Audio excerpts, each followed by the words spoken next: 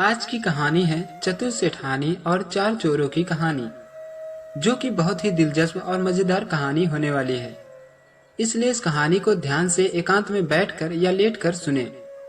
अगर आप भी अपनी मनपसंद कहानी सुनना चाहते हैं तो कमेंट में जरूर बताएं कि आप कैसी कहानियां सुनना चाहते हैं, और साथ ही अपना नाम, अपने गांव का नाम जरूर लिखें, क्योंकि हम इस कहानी में आपके नाम और गांव को भी शामिल करेंगे।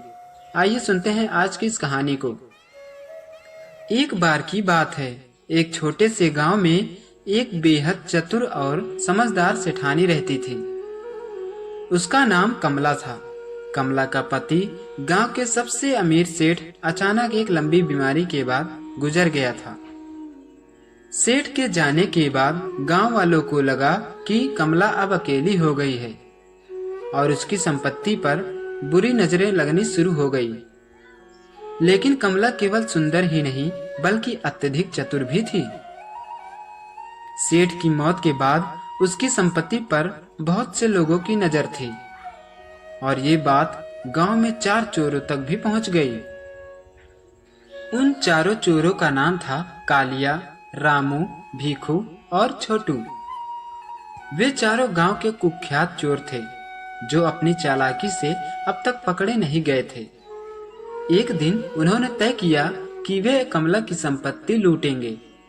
वे जानते थे कि कमला अकेली है और उनका काम आसान हो सकता है। चारों चोरों ने रात के समय एक अंधेरे कोने में मिलकर योजना बनाई। कालिया ने कहा, हम चारों आधी रात को सेठानी के घर पर हमला करेंगे। पहले हम उनकी सारी कीमती चीजें चुरा लेंगे, फिर उसे डराकर उसके पास बची हुई दौलत भी मांग लेंगे। तब भीखू ने कहा, लेकिन कमला बहुत चतुर और समझदार है, अगर उसने हमें पकड़ने के लिए कुछ चाल चली तो? छोटू ने कहा, चिंता मत करो, हम चार हैं और वह अकेली। हमारी योजना बहुत मजबूत है, हमें कोई भी नहीं पकड़ सकेगा। उधर कमला को अंदेशा हो गया था कि कुछ गड़बड़ है। उसे गांव में सुनाई दे रहा था कि चारों चोर उसकी संपत्ति पर नजर गड़ाए हुए हैं। उसने अपने घर को सुरक्षित रखने के लिए एक चाल सोची। उसने अपने घर के चारों ओर कुछ पुरानी लेकिन मजबूत सुरक्षात्मक तरकीबें लगाई, जो उसके पति ने वर्षों पहले बनाई थी। लेकिन कमला ने सोचा कि केवल सुरक्षा उपायों से काम नहीं चलेगा। उसे उन चारों चोरों को ऐसा सबक सिखाना होगा कि वे कभी उसकी तरफ नजर भी न उठाएं। एक अंधेरी रात चारों चोर अपनी योजना के अनुसार कमला के घर की ओर बढ़े। उन्होंने चुपचाप घर की दीवारों पर चढ़ने की कोशिश की, लेकिन तभी उनकी पहली मुश्किल आई। दीवार पर चढ़ते ही उनके हाथ और पैर चिकने तेल में फंस गए। वे एक दूसरे की ओर देखते हुए बोले, ये क्या है? यहाँ तेल कहाँ से आ गया? लेकिन चतुराई से बचते हुए उन्होंने किसी तरह दीवार पार कर ली। अब वे घर के दरवाजे तक पहुंच चुके थे, लेकिन दरवाजे पर लगा ताला कुछ अजीब था। जितनी बार वे उसे तोड़ने की कोशिश करते, ताला और मजबूत हो जाता। तब रामू ने कहा, ये ताला तो बड़ा ही अजीब है, यह टूटने के बजाय और मजबूत होता जा रहा है।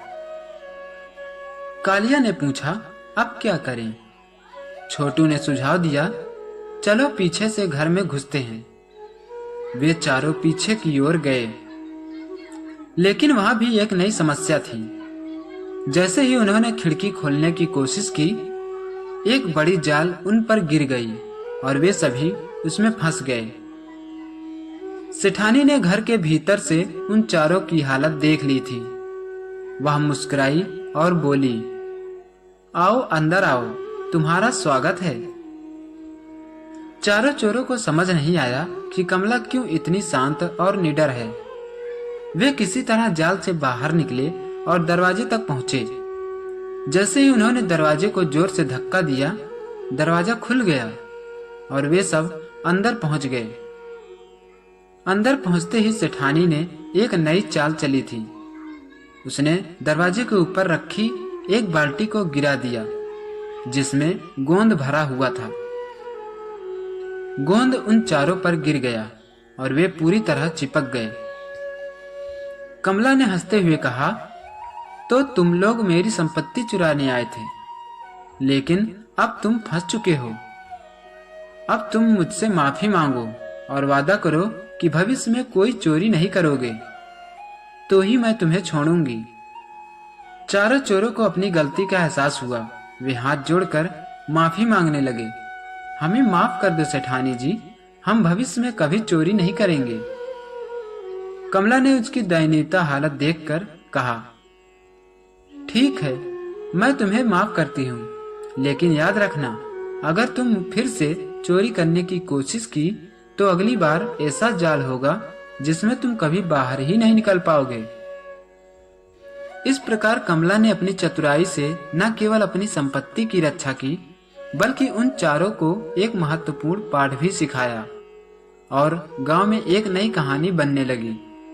चतुर सेठानी की चतुराई और चार चोरों की मूर्खता की। इस कहानी में कमला ने न केवल अपनी समझदारी से चोरों को मात दी, बल्कि गांव वालों को यह भी सिखाया कि चतुराई और साहस हमेशा किसी भी संकट का सामना कर सकते हैं।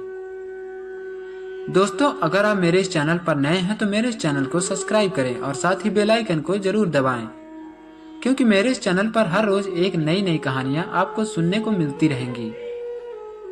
मेरे इस चैनल पर आपको हर तरह की कहानियां मिलती हैं।